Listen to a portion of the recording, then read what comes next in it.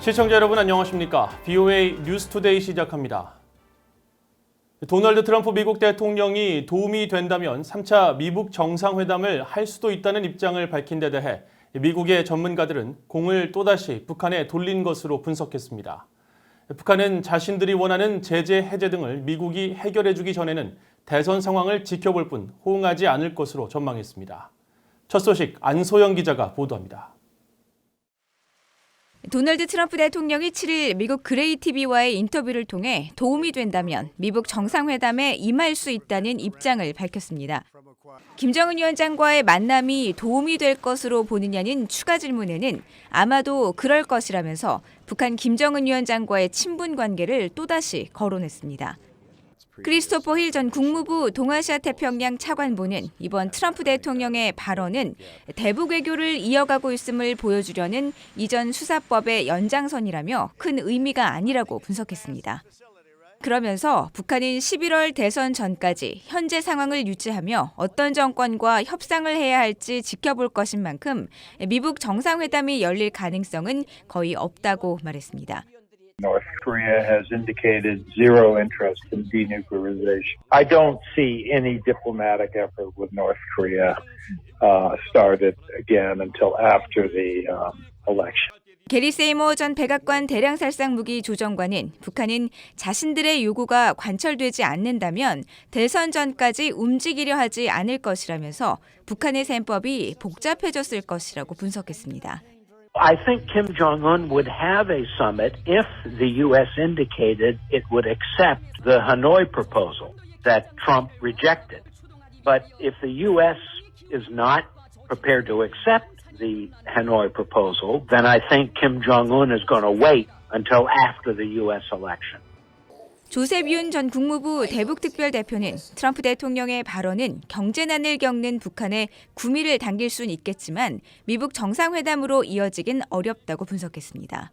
We will have a North Korean situation in which they are suffering very badly from economic effects of coronavirus, including lack of trade from China. So you can imagine, as you know, for Kim Jong-un, he may be quite tempted by promise of economic help from South Korea that could come with another summit with Trump.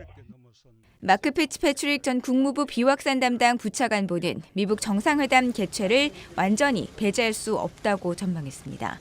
I had been suspecting that he thinks it could be useful to his legacy and to his re-election campaign, and so I do not rule it out. President Trump could change the policy overnight, so I don't rule it out that the United States could do something big that would entice Kim Jong-un. 전문가들은 대체로 트럼프 대통령의 이번 발언으로 3차 미북 정상회담으로 곧바로 이어질 가능성은 희박한 것으로 분석했습니다. 특히 재선에 도움이 될 만한 정상회담이 되려면 구체적인 비핵화 방안이 논의된 뒤 회담이 열려야 한다면서 앞으로 4개월 안에는 영변핵 시설 폐기도 어려울 만큼 시간이 부족하다고 지적했습니다. BOA 뉴스 안소영입니다. 미국 하원 세출위원회 국무소위원회가 북한 정부에 대한 지원을 금지하는 내용이 포함된 국무 예산안을 가결했습니다. 북한 관련 예산은 대북 방송과 인권 증진 활동에만 국한했고 이집트와 캄보디아 원조는 유엔 대북 제재 이행 진전에 따라 제공할 수 있도록 했습니다. 이조은 기자가 보도합니다. 미국 하원 세출위원회가 658억 7천만 달러 규모의 2021 회계연도 국무 예산안을 8일 공개했습니다. 지난 6일 국무소위원회가 가결한 이 예산안은 전년도보다 84억 6,700만 달러 증가한 것으로 당초 행정부의 요청보다 211억 5,800만 달러 많습니다. 위원회는 특히 전년도와 마찬가지로 북한과 쿠바, 이란, 시리아 정부에 대한 직접적인 원조를 금지했습니다. 새 회계연도에도 북한 관련 예산은 대북 방송과 북한 내 인권 증진 활동에 한해서만 지출하도록 했습니다. 대북 방송 시간은 이번에도 전년도 수준 이상으로 유지하도록 했습니다. 위원회는 또 북한 정부의 사이버 공격 역량을 물질적으로 지원하는 해외 정부에 대한 원조를 제안했습니다. 특히 이집트와 캄보디아에 대한 원조는 올해도 이들 국가가 유엔 안보리 대북 결의 이행 등의 진전을 보여야 제공할 수 있도록 했습니다. 전년도 미얀마에 대한 원조 요건엔 북한과의 군사협력 중단이 포함됐는데 이런 내용은 이번에 담기지 않았습니다.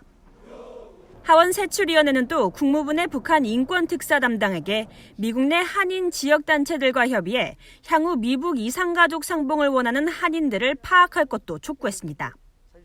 세출위원회는 이어 현재 타결의 난항을 겪고 있는 미한 방위비 분담금 특별협정에 관한 입장을 법안에 담았습니다.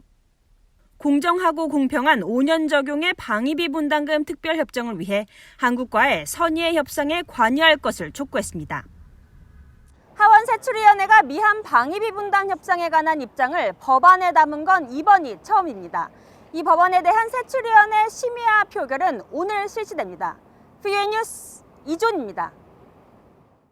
미국의 마크 에스퍼 국방장관과 호주의 린다 레이놀드 국방장관 그리고 일본의 고노다로 방위상은 공동성명을 통해 북한의 최근 증대된 위협 행위에 대해 우려를 표하고 북한의 대화 복귀를 촉구했습니다. 3국 장관들은 7일 국방장관 화상회의를 연 뒤 공동성명을 통해 최근 북한이 핵과 대륙간 탄도미사일 시험 중단 약속에 얽매이지 않겠다는 발표를 한 내용에 대해 우려를 표하면서 유엔 안보리 결의에 따라 모든 범위의 대량 살상 무기와 탄도미사일에 완전하고 검증 가능하며 되돌릴 수 없는 비핵화 절차를 명백히 밟을 것을 북한에 요구하고 이를 위한 북한의 대화 복귀를 촉구했습니다. 앞서 3국 장관들은 대북 제재 이행과 이를 강제하기 위한 노력을 재확인하면서 선박 간 환적을 통한 정제유와 석탄, 기타 금수 품목 등의 공급을 억제하고 감시하기 위한 지속적인 협력 등을 논의한 것으로 전해졌습니다. 북한에 억류됐다가 혼수 상태로 미국으로 송환된 직후 숨진 대학생 오토 원비어의 부모는 8일 북한 김정은 위원장을 상대로 한 한국전쟁 포로들의 손해배상 소송 승소를 환영하면서 고무적으로 평가한다고 말했습니다. 원비어 부부는 VOA와의 전화통화에서 2명의 용기 있는 사람이 북한 정권에 맞섰고 법의 지배하에 그들에게 도전했다며 이는 우리 부부가 북한에 대해 맞서고 있는 것과 같은 것이라고 말했습니다. 앞서 한국법원은 한국전쟁 당시 북한군의 포로가 돼 정전 후에도 한국에 송환되지 못하고 강제 노역을 했다가 2000년대 초 탈북한 한모 씨와 노모 씨에게 북한과 김정은 위원장이 각각 2,100만 원, 미화 약 17,500달러씩 지급하라며 원고 승소 판결을 내렸습니다. 북한을 상대로 미국 법원에서 손해배상 판결에 승소한 원비어 부부는 법의 지배를 통해 김정은 정권의 태도를 바꿀 수 있다고 믿고 있다면서 현재도 김정은 정권을 상대로 추가 소송을 제기할 것을 검토 중이라고 밝혔습니다. 북한의 여권 영향력이 또다시 전 세계 최하위권에 머문 것으로 나타났습니다. 영국의 국제교류 전문 법률 회사인 헨리앤파트너스가 7일 발표한 올해 3분기 여권 지수에 따르면 북한의 여권 파워 순위는 비자 없이 방문할 수 있는 나라가 39개국으로 전 세계 199개 나라 가운데 103위이며 이는 공동 순위 등을 감안하면 최하위권의 영향력입니다. 헨리앤파트너스는 올해 3분기 여권 영향력 1위 국가로 일본을 꼽으면서 일본 여권은 비자 없이 방문할 수 있는 나라가 191개국이라고 밝히고 이어 싱가포르와 한국, 중국 등의 순으로 평가했습니다. 미국 국무부가 운영하는 공공 외교 웹사이트 쉐어 아메리카가 한국의 독립운동가 도산 안창호 선생의 장녀인 수전 안 커디를 미국의 영웅이자 선구자로 소개했습니다. 쉐어 아메리카는 이달 초 게재한 글과 영상을 통해 커디 여사는 미국 해군에 입대한 첫 아시아계 여성이자 해군 역사상 첫 여성 장교이고 미군 최초의 여성 포격술 장교로 수십 년 동안 국가에 봉사했으며 은퇴 후에는 재미 한인 사회를 위해 헌신했다고 밝혔습니다. 그러면서 커디 여사는 선구자이자 용감한 장교, 공동체 지도자, 한국계 미국인으로 미국의 영웅이라고 평가했습니다. 커디 여사는 1915년 로스앤젤레스에서 태어나 2차 세계대전 당시인 1942년 미 해군에 입대했으며 2015년 101세를 일기로 별세했습니다. 이상으로 VOA 뉴스투데이를 마칩니다. 시청해주신 여러분 고맙습니다.